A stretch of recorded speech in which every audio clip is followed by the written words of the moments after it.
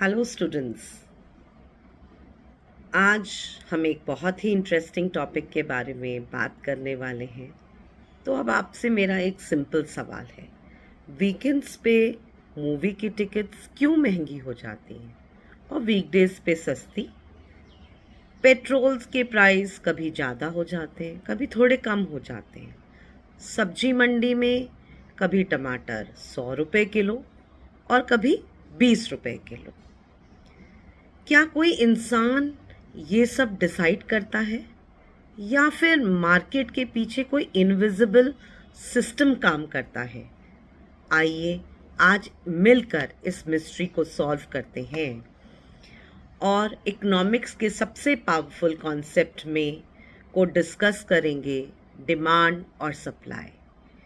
Lesson का नाम है the price puzzle that drives the market. आज इस सेशन के अंत तक आप 3 पावरफुल चीज़ें समझ जाएंगे।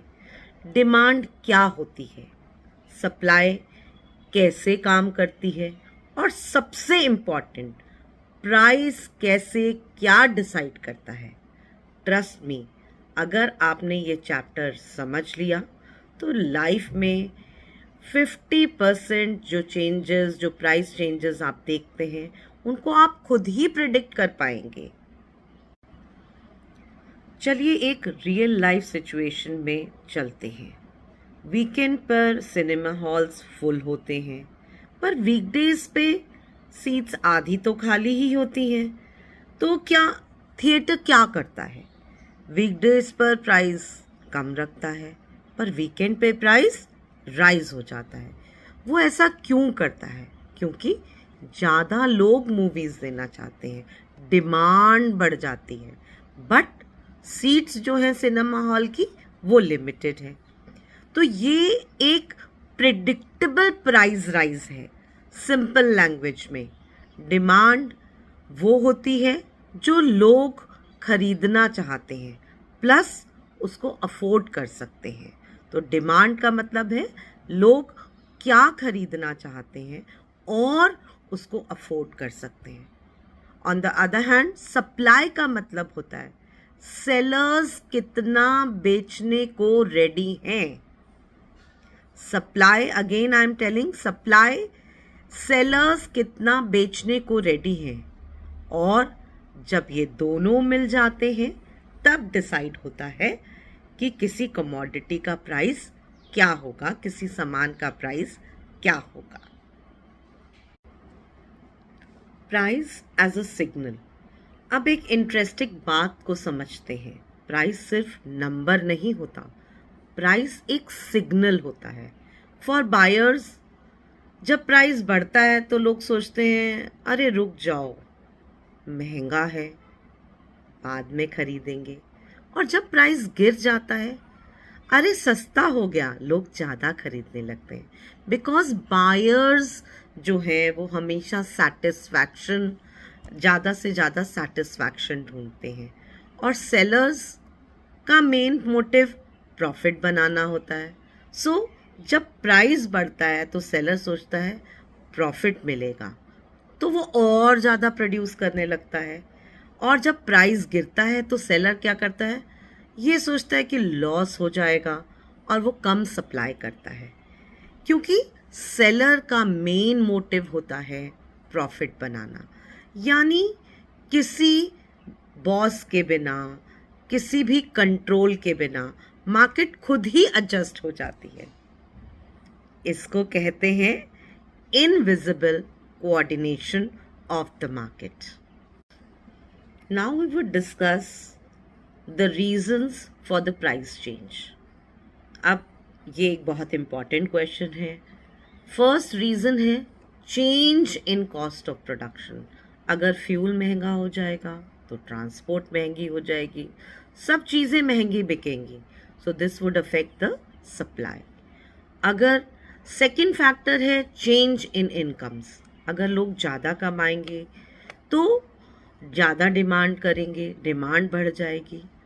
थर्ड फैक्टर है change in taste and preferences.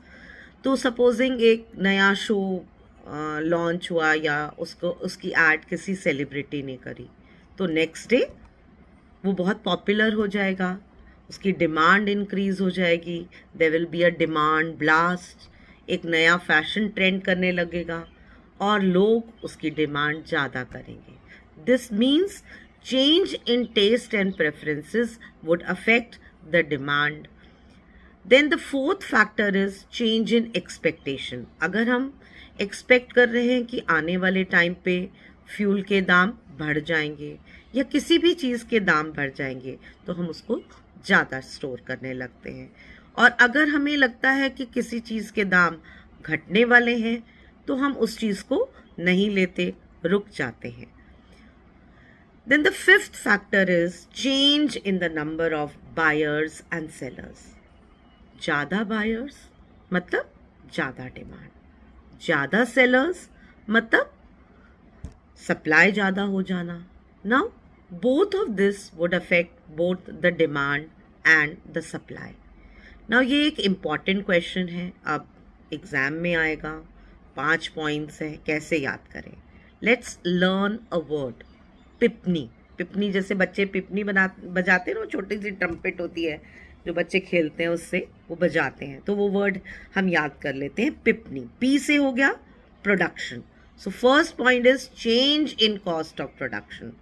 आई का से income, change in income. Third factor था पी, दैट इज पी से जो था preference, change in taste and preference. Fourth N है, तो N change in the number of buyers and sellers, और E change in expectations. तो अगर ये 5 points आपको याद आ जाएंगे, you will be able to explain them.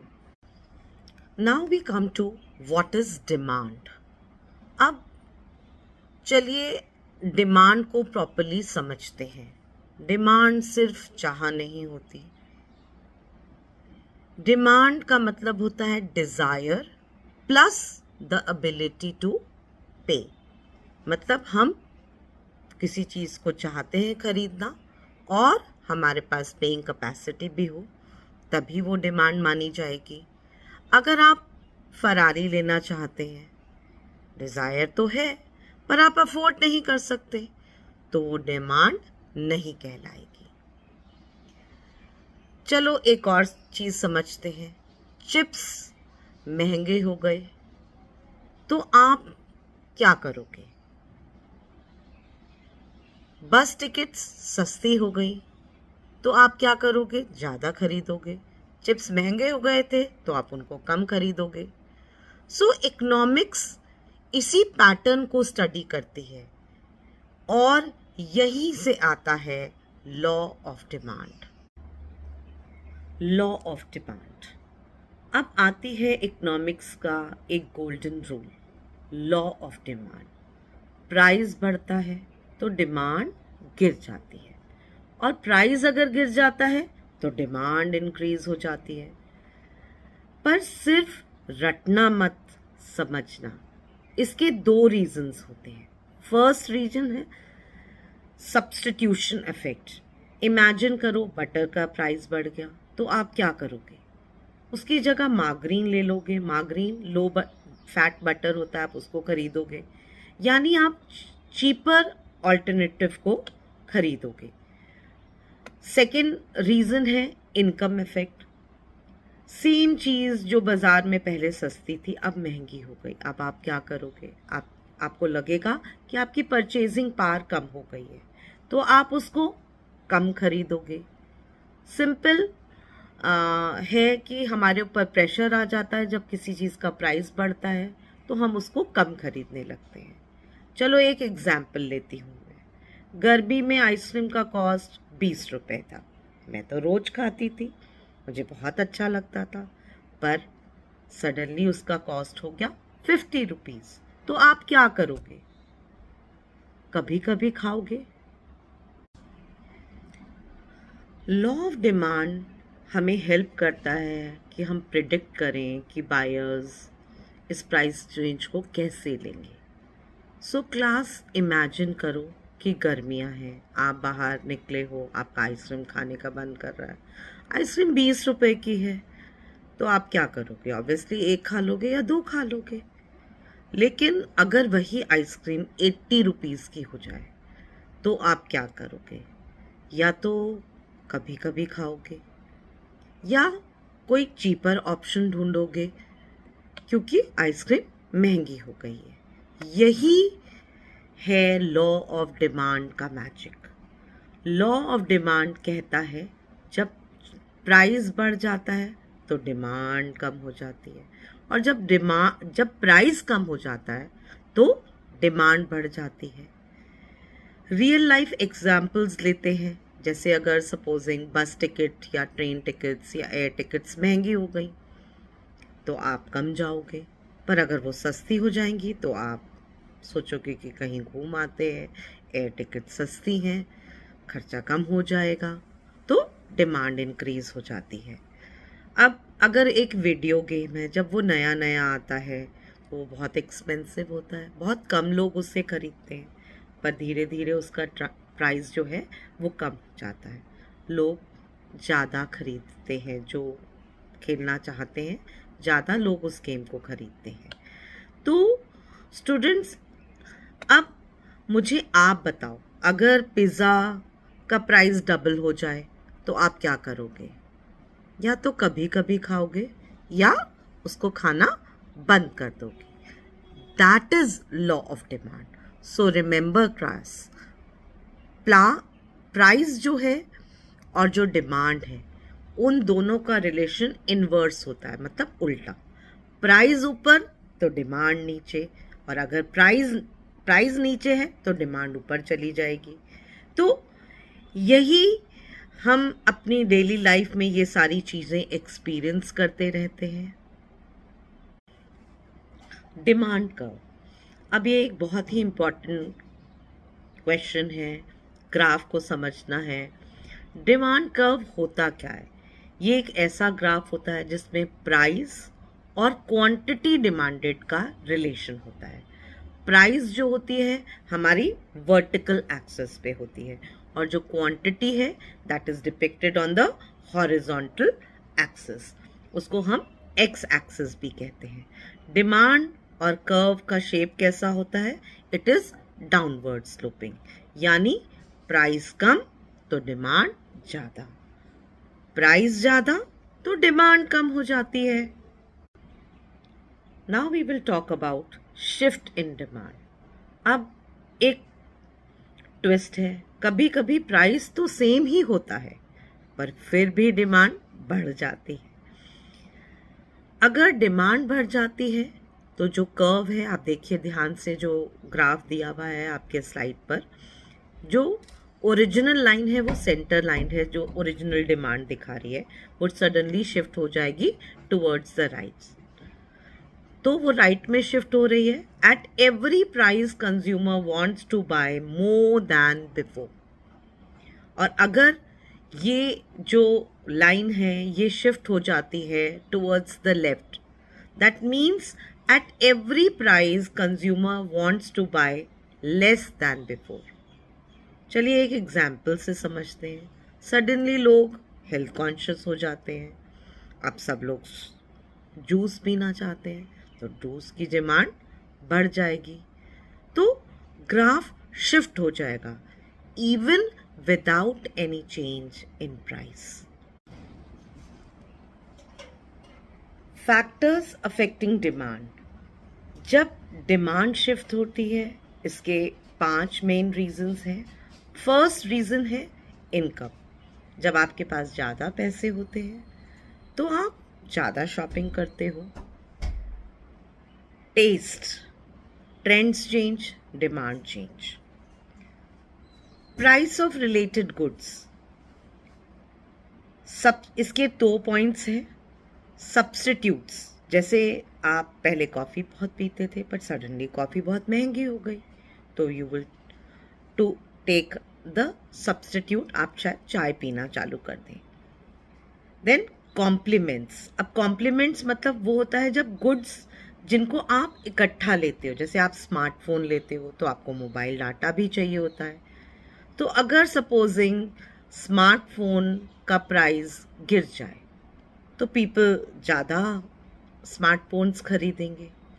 और demand for mobile data will increase.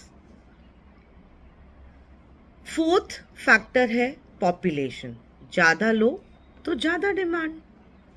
Fifth factor है एक्सपेक्टेशन, अगर हमें लगता है कि फ्यूचर में कोई चीज़ महंगी हो जाएगी तो हम आज ज़्यादा खरीदने लगते हैं, और अगर हमें लगता है कोई चीज़ फ्यूचर में सस्ती हो जाएगी तो आज हम उसे कम खरीदते हैं। यानी डिमांड सिर्फ प्राइस से कंट्रोल नहीं होती, और भी बहुत सारे हिडन फैक्टर्स हैं। तो जैसे हमने फैक्टर्स अफेक्टिंग प्राइस याद करा था बाय द वर्ड पीपनी, इसी तरह से हम फैक्टर्स अफेक्टिंग डिमांड याद कर सकते हैं by the term ITRPE। ITRPE। Now we will discuss what is supply. अब एंट्री होती है मार्केट के दूसरे हीरो की, जिसका नाम है सप्लाई। अब सप्लाई क्या होता है? सप्लाई मतलब प्रोड्यूसर्स कितना बेचना चाहते हैं, how much are they ready to sell at different prices at a given time. Important बात है, सिर्फ स्टॉक होना सप्लाई नहीं होता है, विलिंगनेस एंड द एबिलिटी दोनों चाहिए। जैसे मैं एक एग्जाम्पल लेती हूँ, बॉटल शॉप के पास पानी है, पानी से 10 रुपीज़ की एक बॉटल है, तो शॉपकीपर में भी उसको नहीं बेचना चाहता क्योंकि उसकी कॉस्ट नहीं निकल रही है। पर अगर वही बॉटल 50 रुपीज़ की हो जाए तो वो उसको बेचना चाहेगा, सप्लाई बढ़ जाएगी। Now we come to the law of supply. अब सप्लाई का एक रूल है, प्राइस बढ़ा तो सप्लाई भी बढ़ जाएगी, प्राइस गिरेंगे तो सप्लाई गिर जाएगी। क्यों? क्योंकि जो प्रोड्यूसर है उसका एक सिंपल मोटिव है प्रॉफिट बनाना। तो अगर टमाटोज में महंगे हो जाएंगे तो फार्मर्स चाहेंगे वो ज़्यादा टमाटोज ग्रो करें क्योंकि उनको प्रॉफिट होगा।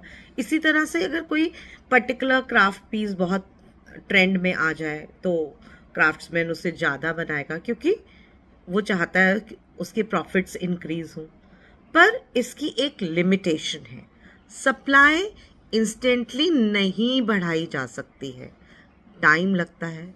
सो supply is limited by time, by resources and by capacity. Supply is limited by time, resources and capacity. Supply curve.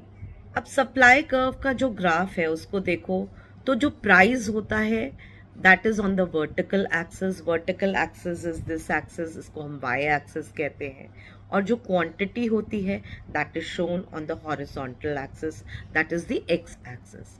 Supply curve upward sloping होता है, higher price more supply.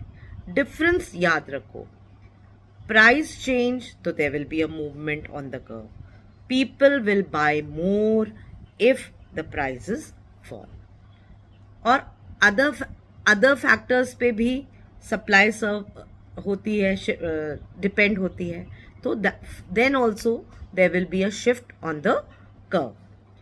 Quantity supplied means कि exact कितना amount producer जो है sell करना चाहता है at a particular price during a particular time. मैं रिपीट करती हूँ, क्वांटिटी सप्लाइड मीन्स कि एग्जैक्टली कितनी अमाउंट जो है प्रोड्यूसर सेल करना चाहता है at a particular price during a particular period. अब कुछ की डिफरेंसेस होते हैं। A change in the quantity supplied, अब ये क्या होता है, जब प्राइस जो है गुड्स का चेंज होता है तो प्रोड्यूसर्स चाहते हैं कि वो सेम कर्व पे चलते रहें, तो क्वांटिटी सप्लाई वो अकॉर्डिंगली एडजस्ट कर लेते हैं।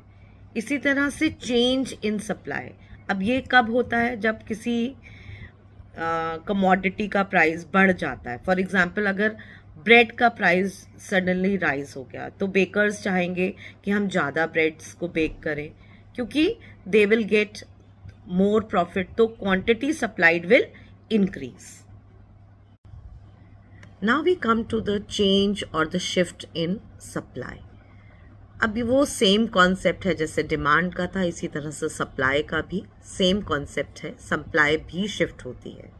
अगर सप्लाई इंक्रीज करेगी तो the curve will shift to the right. At every price producers supply more than before. और जब सप्लाई डिक्रीज करेगी तो curve will move to the left. At every price the producer supplies less than before. अब एक example लेते हैं. जैसे अगर अच्छा मॉनसून हो गया तो क्रॉप्स ज़्यादा होंगे, सप्लाई इंक्रीज हो जाएगी मार्केट में. पर अगर ड्राउट आ गया तो सप्लाई विल डिक्रीज. तो अगर आप ग्राफ पे देखें, जो सेंटर है that is the original supply line. और जब सप्लाई इंक्रीज हो रही है तो the line is moving, the curve is moving to the right. और जब वो डिक्रीज हो रही है then it is moving to the left. Factors affecting supply. अगर टेक्नोलॉजी अच्छी हो जाए, बेटर मशीन्स हो जाएं तो ज़्यादा प्रोडक्शन होगी. सेकंड फैक्टर है कॉस्ट ऑफ प्रोडक्शन. अगर कॉस्ट बढ़ जाएगी तो सप्लाई कम हो जाएगा. सेलर्स, अगर सेलर्स ज़्यादा आ जाए, फर्म्स ज़्यादा आ जाए, कोई सामान बेच रही हैं जो, तो सप्लाई जो है वो ज़्यादा हो जाएगी. Natural factors and weather also affect supply. अगर एग्रीकल्चर पे डिपेंड करता है नेचर पे, अगर गुड मानसून्स तो अच्छा प्रोडक्शन हो जाएगा. फिफ्थ फैक्टर है जिसपे सप्लाई डिपेंड करती है इज गवर्नमेंट पॉलिसीज. अब गवर्नमेंट जो है टैक्स लगाती है, अगर टैक्स वो इंक्रीज कर देगी तो उस प्रोडक्ट का सप्लाई कम हो जाएगा. सपोजिंग कोई ड्रिंक है, उस पर टैक्स गवर्नमेंट ने ज़्यादा कर दिया तो क्या होगा, उसकी सप्लाई जो है रिड्यूस हो जाएगी. इसी तरह से गवर्नमेंट सब्सिडी देती है. अब सब्सिडी क्या होती है, सपोजिंग एक प्रोडक्ट की कॉस्ट 500 है और वो प्रोडक्ट बहुत यूज़फुल है, गवर्नमेंट उसको सब्सिडाइज रेट पे देती है, मतलब मार्केट में वो केवल से 200 का बिक रहा है. तो अब जो प्रोड्यूसर है उसको लॉस नहीं होगा. जो एक्स्ट्रा कॉस्ट जिस पे बिक रहा है एट मार्केट प्राइस 200 है, पर एक्चुअल जो मैन्युफैक्चरर का प्राइस था वो 500 था, तो मैन्युफैक्चरर को लॉस नहीं होगा. वो जो 300 रुपीज़ हैं वो गवर्नमेंट देगी. सो सब्सिडाइज जो प्रोडक्ट्स होते हैं, जब वो सब्सिडी मिलती है किसी प्रोडक्ट को तो उसकी सप्लाई इंक्रीज हो जाती है. जैसे अगर सोलर पैनल्स पे सब्सिडी मिल रही है तो उसकी सप्लाई भी इंक्रीज हो जाएगी. तो यानी प्रोड्यूसर्स एनवायरनमेंट, मार्केट सप्लाई पे डिपेंड करता है, मार्केट पे डिपेंड करता है कि वो. Now we will understand market equilibrium. अब आता है मोस्ट इंटरेस्टिंग कॉन्सेप्ट, इक्विलिब्रियम. मतलब जहां quantity demanded is equal to quantity supplied, ये एक इक्विलिब्रियम पॉइंट होता है. अगर हम ग्राफ में देखें, so the intersection of the demand and supply, अगर जहाँ डिमांड और सप्लाई का जो सेंटर पॉइंट है, जहाँ वो इंटरसेक्ट कर रहे हैं, मिल रहे हैं, दैट इज इक्विलिब्रियम. अब एक रियल लाइफ एग्जाम्पल लेते हैं नोटबुक्स का. प्राइस हाई तो स्टूडेंट्स कम नोटबुक्स खरीदेंगे, अगर शॉप्स ज़्यादा सप्लाई करेंगी. अगर प्राइस लो हो जाएगा तो स्टूडेंट्स ज़्यादा खरीदना चाहेंगे और शॉप्स कम सप्लाई करना चाहेंगी क्योंकि उनको प्रॉफिट इतना नहीं होगा. तो एक पॉइंट पर बैलेंस बन जाएगा, that is equilibrium. When at a particular price, number of notebooks students want to buy matches with the number of notebooks the shopkeeper wants to sell. मतलब इक्विलिब्रियम तब होगा, वो पॉइंट होगा जहाँ पर जितनी नोटबुक्स स्टूडेंट्स खरीदना चाहता है उतनी ही नोटबुक्स जो है सेलर बेचना चाहता है. That is the equilibrium. Surplus. अब सरप्लस जो है एक प्रॉब्लम सिचुएशन है. सप्लाई ज़्यादा है पर डिमांड कम है, प्राइस ज़्यादा है लोग नहीं खरीदना चाहते हैं, स्टॉक बचा हुआ है। अब शॉपकीपर क्या करेगा? प्राइस कम कर देगा। जैसे आप देखते हैं विंटर्स जब चालू होती हैं तो प्राइसेस बहुत हाई होते हैं। अब जैसे जैसे विंटर्स ख़त्म होने लगता है बाय मिड जनवरी, उनको पता है भाई अब मिड जनवरी तक लोगों ने सामान नहीं खरीदा, आगे नहीं खरीदेंगे, तो सेल लगनी स्टार्ट हो जाती है। पहले सेल लगती है 10% ऑफ, 20% ऑफ, फिर सीधा 50%, 60% ऑफ। क्यों? क्योंकि वो अपना स्टॉक को ख़त्म करना चाहते हैं, क्योंकि उनके पास बहुत सारा सरप्लस क्वांटिटी है, वो उसको निकालना चाहते हैं। Now we come to shortage. अब शॉर्टेज सरप्लस का ऑपोजिट होता है, जहाँ पर डिमांड ज़्यादा होती है पर सप्लाई कम हो जाती है। लोग ज़्यादा डिमांड करते हैं पर प्रोडक्शन कम है, तो फाइट शुरू। रिजल्ट क्या होगा? प्राइस बढ़ेंगे। सरप्लस और शॉर्टेज एक तरह का प्रेशर क्रिएट करते हैं। जब सरप्लस होता है तो प्राइसेस जो होते हैं वो डाउनवर्ड जाते हैं, क्योंकि जो सेलर्स होते हैं वो चाहते हैं कि अपने प्रोडक्ट्स को वो बेच दें। पर जब शॉर्टेज होती है तो प्राइसेस ऊपर जाते हैं। क्यों? क्योंकि बायर्स जो होते हैं वो compete कर रहे होते हैं कि लिमिटेड सप्लाई है, मुझे ये मिल जाए, तो इसलिए वो ज़्यादा प्राइस देकर उस कमोडिटी को खरीदना चाहते हैं। Now we come to change in equilibrium. Equilibrium क्या था? जहाँ पर सप्लाई और डिमांड मीट करती है, एग्जैक्टली जितनी डिमांड है उतनी ही सप्लाई है, that was equilibrium. Now we come to change in equilibrium. Demand और जो सप्लाई है वो चेंज होती है when prices change. So when demand जो होती है वो इंक्रीज करती है at original price, when more buyers want to buy more than before, which can cause a shortage. तो इस शॉर्टेज की वजह से एक प्रेशर क्रिएट होता है ऑन प्राइस। तो न्यू इक्विलिब्रियम जो होता है वो डिपेंड करेगा, हायर इक्विलिब्रियम प्राइस हो जाएगा, हायर इक्विलिब्रियम क्वांटिटी हो जाएगी। फॉर एग्जांपल, अगर एक फेमस स्पोर्ट्समैन है, वो कोई शूज़ पहनकर कोई ऐड करता है, तो अब नेक्स्ट डे तो वो ट्रेंड में है, तो लोग चाहेंगे वो शूज़ खरीदें, तो डिमांड इंक्रीज हो जाएगी, प्राइस में also rise. So more shoes may be produced and sold in the market, तो इक्विलिब्रियम चेंज हो जाएगा। इसी तरह से जब डिमांड जो है वो डिक्रीज हो जाती है, मतलब at original price fewer buyers want to buy the good. अब इससे क्या होगा? एक सरप्लस क्रिएट हो जाएगी और सेलर्स जो है लोअर प्राइस ऑफर करेंगे ताकि एक इक्विलिब्रियम बना सके। So a lower equilibrium price will set in, a lower equilibrium quantity will set इन।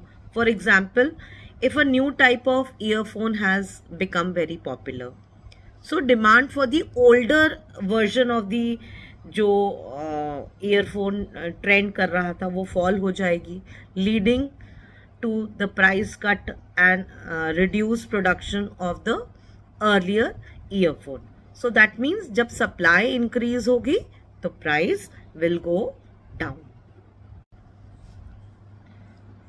तो अब हम एक थर्ड एग्जाम्पल लेते हैं जहाँ पर कि सप्लाई जो है वो इंक्रीज कर गई है। सपोजिंग अच्छा मॉनसून हुआ तो बहुत सारे क्रॉप्स उग गए, good monsoon good crops, so that means supply surplus में हो गई। तो अब क्या होगा? मार्केट में प्राइस गिर जाएगा। So the new equilibrium is lower price but higher quantity is available. अब एक और एग्जाम्पल लेते हैं, लास्ट केस समझते हैं। सपोजिंग एक पोल्ट्री फार्म है, वहाँ पर जो पोल्ट्री है उसकी कोई डिजीज़ हो जाती है, तो उससे क्या होगा? सप्लाई कम हो जाएगी, एग सप्लाई कम हो जाएगी। अब इससे एक शॉर्टेज आ जाएगी मार्केट में, तो प्राइसेस जो हैं शूट करने लगेंगे। तो अब जो न्यू इक्विलिब्रियम है that will be higher price and the quantity is low. तो याद रखो क्लास, डिमांड या सप्लाई में कोई भी चेंज हो, सीधा प्राइस और क्वांटिटी पर ही इम्पैक्ट पड़ता है। एक्सेप्शंस। अब एक्सेप्शंस क्या होते हैं? जब जो नॉर्मल थ्योरी हमारी होती है way that normal theory does not work perfectly. अब एक इंटरेस्टिंग ट्विस्ट है, क्या लॉ ऑफ डिमांड हमेशा फॉलो होता है? नहीं, क्योंकि सिचुएशंस के हिसाब से मार्केट जो है थोड़ा हट के बिहेव करती है। जैसे हम अगर एग्जाम्पल लें नेसेसिटीज़ का, नेसेसिटीज़ मतलब ज़रूरी चीज़ें जैसे पेट्रोल, मेडिसिन, फूड, अगर इनका प्राइस बढ़ भी जाता है तो तब भी हम इसे लेना बंद नहीं करते क्योंकि उसकी कोई रिप्लेसमेंट नहीं है। इसी तरह से जो लग्जरी गुड्स होते हैं जैसे एक्सपेंसिव फोन्स, ब्रांडेड क्लोथ्स, अगर प्राइस बढ़ जाता है तो लोग उसको लेना अवॉइड करते हैं, डिमांड शार्पली गिर जाती है। अब कुछ प्रोडक्ट्स पेरिशेबल गुड्स होते हैं जैसे मिल्क, फिश, एग, ये जल्द खराब हो जाते हैं अगर हम इसको टाइम से कंज्यूम ना करें, तो इनको स्टोर करना मुश्किल होता है, सेलर्स को भी बेचना पड़ता है, नहीं तो वो वेस्ट हो जाएंगे।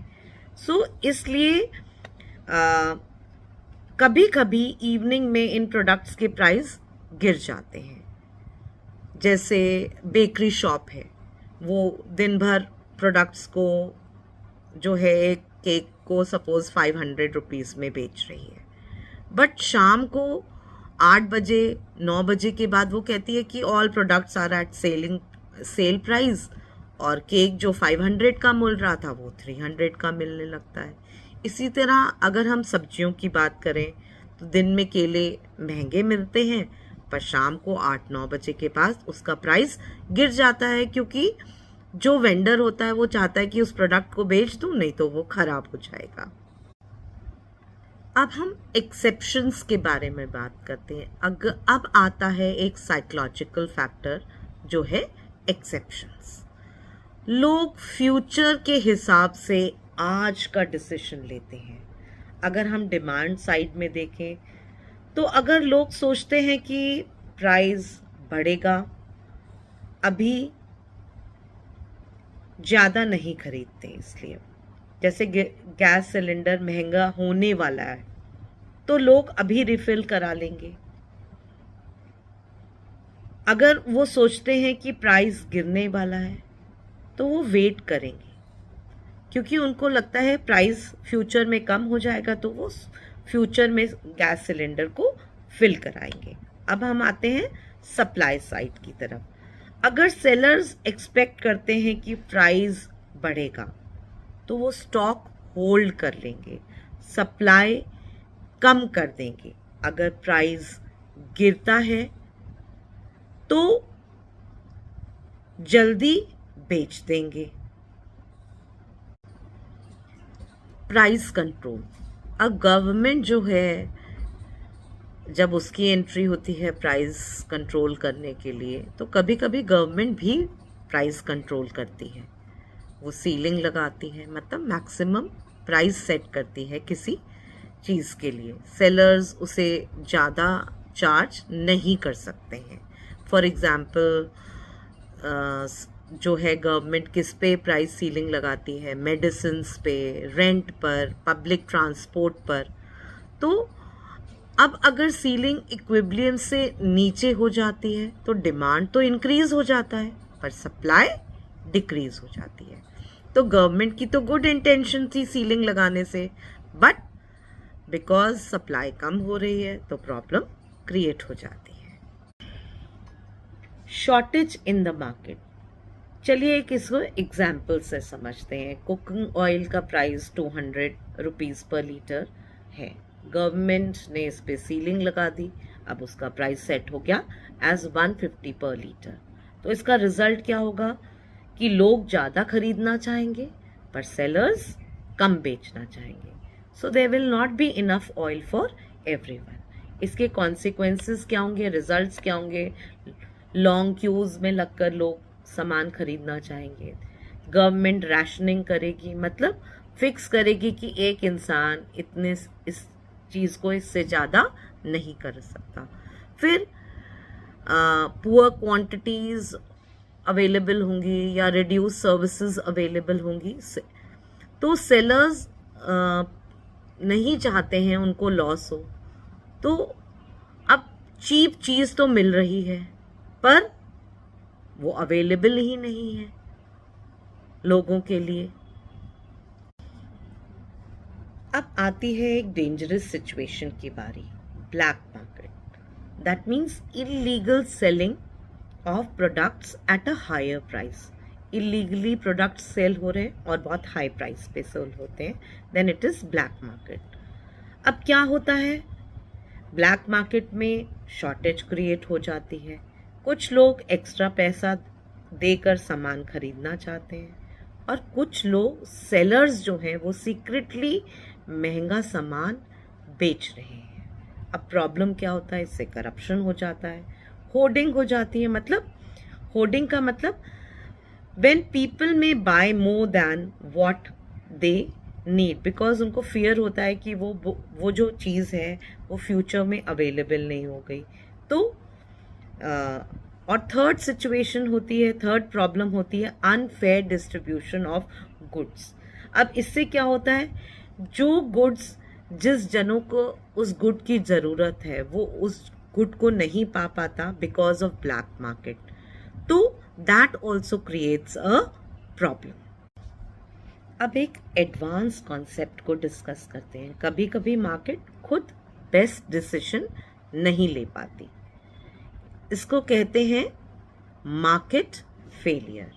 यानी प्राइस रियल कॉस्ट रिफ्लेक्ट नहीं करता और सोसाइटी को नुकसान होता है।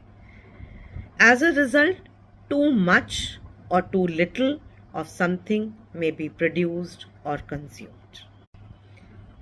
क्लास, अब एक सिंपल सा सवाल, अगर कोई फैक्ट्री प्रॉफिट कमाने के लिए प्रोडक्शन कर रही है पर उसके साथ पॉल्यूशन भी तो वो कर रही है, तो क्या ये एक फेयर डील है? चलिए एक और एग्जाम्पल लेते हैं। आप वैक्सीन लगवाते हैं, इससे आप सेफ होते हैं और दूसरे भी सेफ हो जाते हैं। तो इसी इंटरेस्टिंग कॉन्सेप्ट को कहते हैं हम एक्सटर्नैलिटीज। एक्सटर्नैलिटीज का मतलब है जब किसी प्रोडक्ट की प्रोडक्शन या कंजम्पशन का इफेक्ट उन लोगों पर भी पड़ता है जो उसको यूज नहीं कर रहे होते, तो उसको बोलते हैं एक्सटर्नैलिटीज। सिंपल लैंग्वेज में third party effect. Negative externalities होती हैं, सोचिए फैक्ट्री है, प्रोडक्शन कर रही है, बहुत सारे गुड्स बन रहे हैं, प्रॉफिट हो रहा है, कंज्यूमर्स खुश हैं, बट फैक्ट्रीज स्मोक निकाल रहे हैं जिससे कि दूसरों लोगों की हेल्थ पर इफेक्ट पड़ता है। तो दिस इज नेगेटिव एक्सटर्नैलिटीज। इसी तरह से पॉजिटिव एक्सटर्नैलिटीज होती है जिसका एग्जाम्पल है वैक्सीनेशन। आप वैक्सीन लगवाते हैं, आप सेफ होते हैं, आपके साथ साथ दूसरे लोग भी सेव हो जाते हैं। तो यानी इसका बेनिफिट आपको भी हो रहा है और दूसरों को भी हो रहा है। अब प्रॉब्लम क्या होती है कि तो क्लास दोनों केसेस में कॉमन प्रॉब्लम क्या है? नेगेटिव एक्सटर्नैलिटीज में कॉस्ट इंक्लूड नहीं होती है और पॉजिटिव एक्सटर्नैलिटीज में बेनिफिट इंक्लूड नहीं होते हैं। जब बायर्स और सेलर्स के पास गुड इंफॉर्मेशन होती है एक दूसरे के बारे में तो मार्केट अच्छी चलती है, पर जब बायर्स या सेलर्स के पास दूसरे से ज़्यादा इंफॉर्मेशन होती है तो उसे कहते हैं information asymmetry. Sellers quantity exaggerate करते हैं, बायर्स कंफ्यूज हो जाते हैं, तो इसका रिजल्ट होता है ट्रस्ट इश्यूज क्रिएट हो जाते हैं, बायर्स सस्पिशियस हो जाते हैं and they stop buying a product even from honest sellers. और जो गुड प्रोडक्ट्स होते हैं वो मार्केट से एग्जिस्ट कर जाते हैं क्योंकि इंफॉर्मेशन पूरी नहीं होती लोगों के पास, और इस कारण बहुत सारे बार बैड क्वांटिटी या बैड क्वालिटी के जो प्रोडक्ट्स होते हैं वो मार्केट में ज़्यादा आ जाते हैं।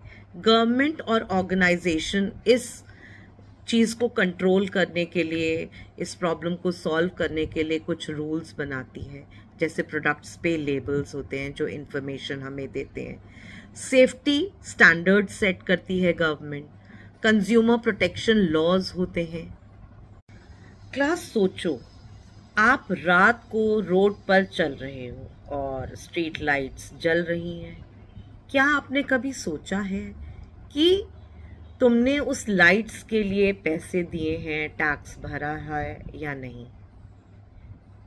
तो इस टाइप के गुड्स को कहते हैं पब्लिक गुड। पब्लिक गुड के दो फीचर्स होते हैं, नॉन एक्सक्लूडेबल एंड नॉन रिविलियस। थोड़ा डिफिकल्ट लग रहा है, चलो उसको थोड़ा सिंपल बनाते हैं। नॉन एक्सक्लूडेबल मतलब उससे एक्सक्लूड नहीं कर सकते हैं। नॉन एक्सक्लूडेबल का मतलब है किसी को यूज करने से उसे नहीं रोक सकते, वो बहुत मुश्किल है, इट इज इम्पॉसिबल उसको किसी को यूज करने से उसको रोकने के लिए, चाहे उसने उसकी पेमेंट करी हो या ना करी हो। For example street lights. Second feature है नॉन रिविलियस, जो यूज करने के किसी और का लॉस नहीं होता। अगर हम उसको यूज कर रहे हैं तो उसको यूज करने से किसी और का लॉस नहीं हो रहा। नॉन रिविलियस का मतलब है एक पर्सन यूज करे तो दूसरे को उसके ऊपर उसका कोई नुकसान नहीं होता, उसका कोई अफेक्ट नहीं पड़ता। Example public parks. आप पार्क में वॉक कर रहे हैं, बहुत सारे लोग और भी वॉक कर रहे हैं, तो इससे एक दूसरे के लिए कोई नुकसान नहीं है, both are at an advantage, अपनी हेल्थ अच्छी कर रहे हैं। तो वो पब्लिक गुड होता है जो हमारी लाइफ के लिए इम्पॉर्टेंट होता है, जिसके लिए हम कोई पैसे नहीं दे रहे, जैसे street lights, public parks, national defence, ये सब पब्लिक गुड है, इससे पब्लिक का फायदा हो रहा है। क्लास, एक इंटरेस्टिंग सिचुएशन इमेजिन करते हैं। अगर आपको पता है कि पार्क में एंट्री फ्री है, तो आप क्या टिकट खरीदोगे? नेचुरली नहीं खरीदोगे। और अगर सब लोग यही सोचेंगे तो कोई एंट्री टिकट नहीं खरीदेंगे, कोई पैसा कलेक्ट नहीं होगा, तो पार्क की मेंटेनेंस कैसे होगी? यहीं से स्टार्ट होता है एक important concept, free rider problem. अब फ्री राइडर प्रॉब्लम क्या होती है? जब लोग बिना पे किए गुड्स का बेनिफिट लेते हैं, उसे कहते हैं free riding. Example neighbourhood park. अब सोचो अगर एक प्राइवेट कंपनी ने कोई पार्क बनाया हो और क्योंकि एंट्री फ्री है और लोग आराम से जा रहे हैं, अब अगर टिकट्स भी उन्होंने लगा दी, if you want you buy the ticket, if you don't want don't buy the ticket, तो कौन टिकट खरीदेगा? कोई भी नहीं खरीदेगा। बहुत सारे लोग पेमेंट्स नहीं करेंगे, क्योंकि जब कोई चीज़ हमें फ्री मिलती है तो हम उसके लिए पेमेंट नहीं करना चाहते हैं, पर कंपनी को तो कोई रेवेन्यू नहीं मिल रहा है, तो मेंटेनेंस कैसे करेगी? तो इस सिचुएशन में क्या होगा? तो जो कंपनी होगी वो सोचेगी भाई मैं का जो है पार्क को मेंटेन नहीं करती हूँ। इसे कहते हैं public goods are under provided और नॉट प्रोवाइडेड एट ऑल।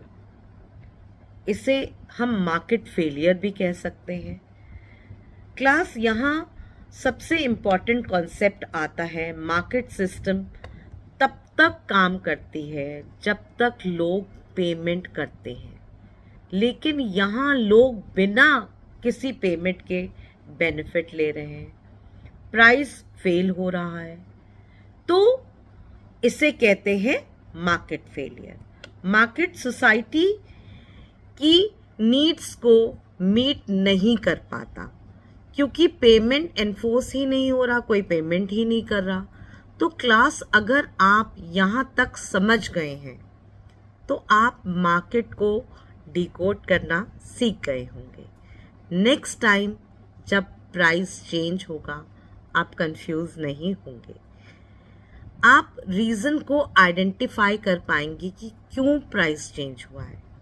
अगर आपको वीडियो अच्छा लगा हो तो उसको ज़रूर लाइक करो, शेयर करो with your friends and subscribe to Geeta Gyan Hub 9. Thank you. Have a nice day.